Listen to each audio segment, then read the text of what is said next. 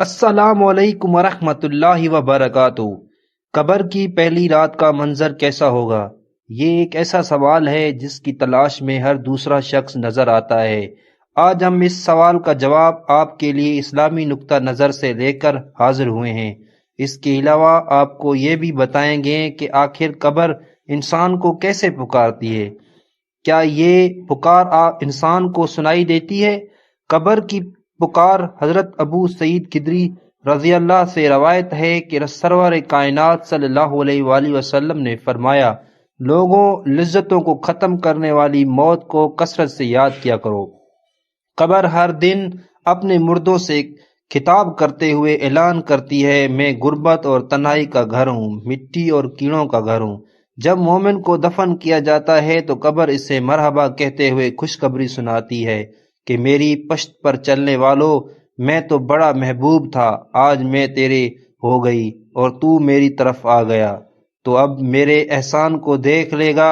یہ کہہ کر قبر تا حد نگاہ کشادہ ہو جاتی ہے اور جنت کا دروازہ اس کے لیے کھول دیا جاتا ہے، جہاں سے اس کو جنت کی تازہ ہوا آتی ہے۔ حضرت ابو ہریرہ رضی اللہ تعالی عنہ کا بیان ہے کہ رسول اللہ صلی اللہ علیہ وآلہ وسلم ایک جنازے میں شریک ہوئے، پھر فرمایا، میں بھی آپ صلی اللہ علیہ وآلہ وسلم کی ہمراہ تھا۔ آپ صلی اللہ علیہ وآلہ وسلم ایک قبر کے پاس بیٹھ گئے اور فرمایا، یہ قبر ہر دن بآواز بلند کہتی ہے، اے آدم کی اولاد، تو کیوں مجھے بھول گیا؟ کیا تجھے یہ معلوم نہیں کہ میں تنہائی کا گھر، غربت کا گھر، وحشت کا گھر، کیڑوں مکوڑوں کا گھر ہوں؟ میں بہت تنگ گھر ہوں، مگر اللہ جس کے لیے کشادگی کا حکم فرمائے گا اس کے لیے کشادہ ہو جاؤں گی۔ اس کے بعد آپ صلی اللہ علیہ وآلہ وسلم نے فرمایا، اے قبر، تو یا تو جنت کا چمن ہے یا پھر آگ کا ایک تنور۔ حضرت ابو حجاج رضی اللہ تعالی عنہ سے روایت ہے کہ رحمت العالم صلی اللہ علیہ وآلہ وسلم نے فرمایا، مردہ جب قبر میں رکھا جاتا ہے تو قبر اس کو کہتی ہے، اے ابن آدم، تو ہلاک ہوا، تجھے کس چیز نے مجھ سے دھوکے میں رکھا؟ کیا تجھے معلوم نہ تھا کہ میں فتنہ، تاریکی اور کیڑوں مکوڑوں کا گھر ہوں؟ تجھے کس چیز نے مجھ سے بہکا کر نڈر کر دیا اور تو میری پشت پر خوب اکڑ کر چلتا تھا؟ اگر وہ مردہ نیک ہوتا تو اس کے طرف سے قبر کو جواب دینے والے جواب دیتے ہیں، اے قبر، تو دیکھ تو صحیح اس کے اعمال کیسے ہیں، یہ اچھائی اختیار کرتا تھا اور برائی سے باز رہتا تھا۔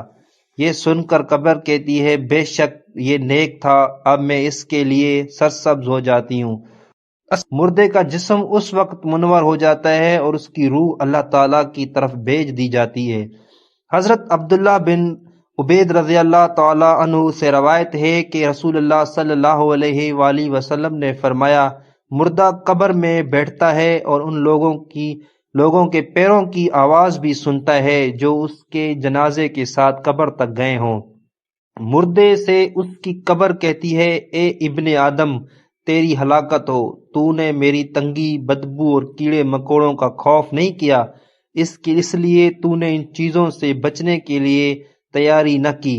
بد احمال مردے سے قبر کہتی ہے، تجھے میرے تاریکی، میری وحشت، میری تنہائی اور تنگی اور میرا غم یاد نہیں رہا۔ اس کے بعد قبر اس کو جکڑ دیتی ہے، جس کے بعد اس کی پسلیوں کی ہڈیاں ایک دوسروں میں پیوست ہو جاتی ہیں، جبکہ نیک بندے کے لیے قبر کشادہ کر دی جاتی ہے اور اس کے دائیں ایک کھڑکی کھول دی جاتی ہے جہاں اس کو جنت کی ہوا آتی ہے۔ اللہ پاک ہم سب کو قبر کے عذاب سے بچائے اور ہم کو نیک اعمال کرنے کی توفیق عطا فرمائے، آمین یا رب العالمین۔ ہمارا پڑھنا اور آپ کا سننا اللہ تعالیٰ اپنی بارگاہ میں قبول فرمائے، آمین۔